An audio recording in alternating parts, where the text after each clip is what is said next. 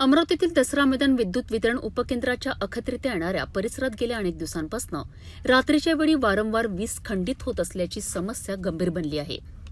महालक्ष्मी नगर, रविनगर, दसरा मैदान परिसर, महादेवनगर, अंबा कॉलनी आणि इतर भागातील नागरिकांना दररोज अंधाराचा सामना करावा लागतो आहे।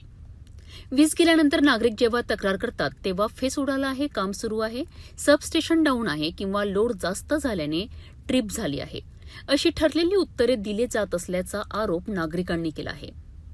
वारंवार होणाऱ्या त्रासांमुळे संतप्त नागरिकांनी मध्यरात्री थेट दसरा मैदान उपकेंद्र गाठलेत।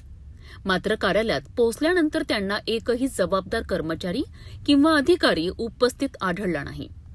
विशेष म्हणजे कार्यालयातील लाईटे, पंखे आणि कूलर सुरू होते, म्हणजेच उपकेंद्रात वीज होती, मग नागरिकांच्या घरात अंधार का, असा संतप्त सवाल उपस्थित करण्यात आला। नागरिकांनी कार्यालयाची पाहणी केली असता ग्राहकांच्या तक्रारी नोंदविणाऱ्या रजिस्टरमध्ये कोणतीही नोंद नसल्याचेही दिसून आलेत। स्थानिक नागरिकांनी आरोप केला आहे की उपकेंद्राचा फोन सतत व्यस्त असतो किंवा कॉलला प्रतिसाद दिला जात नाही, त्यामुळे लहान मुलांना घेऊन रात्री उशिरा कार्यालयात यावे लागत आहे। बिल वेळेवर भरूनही दर्जेदार आणि अखंडित वीजपुरवठा मिळत नसल्याने नागरिकांमध्ये तीव्र नाराजी पसरली आहे। आता महावितरण प्रशासन या गंभीर समस्येची दखल घेणार का आणि नागरिकांना वारंवार होणाऱ्या अंधारातून दिलासा मिळणार का, याकडे सर्वांचे लक्ष लागले आहे। हे आहे महाराष्ट्र राज्य विद्युत वितरण मंडळ, रविनगर, दसरा मैदान। रोज रात्री लाईन जातात, हे म्हणतात की आमचा फेस गेला, आमचं हे गेला, एकही कर्मचारी इथे उपस्थिती नाही आहे। इथं येऊन बसणारे लोक आहे पूर्ण, बघून घ्या। महालक्ष्मी नगर, दसरा मैदान पूर्ण, अंबा कॉलनी, महादेव नगर, रविनगर सगळेच आहे। हे ऑफिस टाकलं, थांबा टाकतो ना सगळं। हे बघा ऑफिस खुलं आहे, लाईन आहे यांची, पण आमच्या इथची लाईन जाते, आम्ही बिलं भरतो, फुकटचे भरतो। कर्मचारी एकही नाही आहे। हे बघा एकही कर्मचारी नाही आहे। हे तक्रार करता एकही नाही आहे इथं, सगळे साहेब झोपले लोक, कोणीच नाही इथं। हे बा कूलर चालू आहे, बा कूलर चालू आहे। हे बा हे काय वाजती फुकटाच येते का?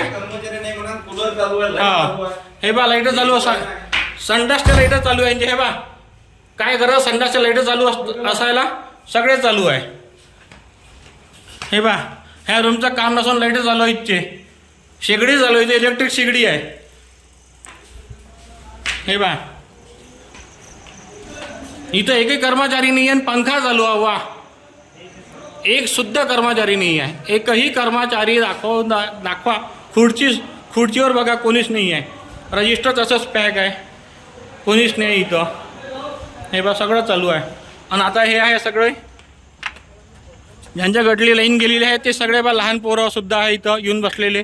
दादा तुमचा काय विचार आहे याच्यात? नाही, हे इथे एकही कर्मचारी राहत नाही आणि रोजच्या रोज लाईन जाते इथे। दादा तुमचं? दररोज त्रास आहे, दररोज लाईनचा रात्री 11 वाजले का दररोज त्रास आहे, रोज लाईन जाते। कर्मचारी दारू पिऊन जातात, कर्मचारी पळून जातात इथून। बरोबर। एकही कर्मचारी ते उपस्थित सगळे तक्रार करता येऊन बसलेले 1 घंट्यापासून। डेली सगळ्या 5 घरावर 10 घरावर लोड येते, बाकी पुऱ्या एरियाची लाईन चालू राहते। हे लहान मुलगी सुद्धा येऊन बसले इथं, 2 वर्षाची मुलगी आहे बिचारी, ते येऊन बसले इथं। तुमचं काय म्हणणं आहे? अरे 2 दिवसापासून काली लाईन गेली, झाडं नाही, पाणी नाही, हवा नाही, काहीच नाही। लाईन बिल नाही भरलं, ते आपल्या घरावर येऊन पडते। हे लोक फोन उचलून ठेवतात, हे लोक फोन लागत नाही यांचे। तुमचं काय म्हणणं दादा? अरे काही साहेब पण हजर नसते तर काय कोणीच हजर नाही येतं, दरवेळेचा हाच प्रॉब्लेम आहे। तुमचं म्हणणं सांगा दादा। दररोज लाईन चालली आमची महालक्ष्मी नगरमधली, रविनगरमधली, दर संध्याकाळी झोपाच्या लाईन जाते। ओके, आता यांचं करायचं काय? यांचे हातपाय तोडायचे का यांची लाईन गायब करायची आहे ते सांगा आता फक्त। हे बा एक सिक्युरिटी गार्ड आहे फक्त इथं, बाकी कोणीच नाही आहे। ते पण म्हणते माझ्या हातात काहीच नाही आहे। दादा तुमचं मन सांगा काय आता? या तुम्ही लाईटमध्ये या, जराशी फोकसमध्ये या। बोला आता, तुम्ही कर्मचारी आहे ना, बोला। या आता कोण आलं? हां हे कर्मचारी फील्डवर गेले।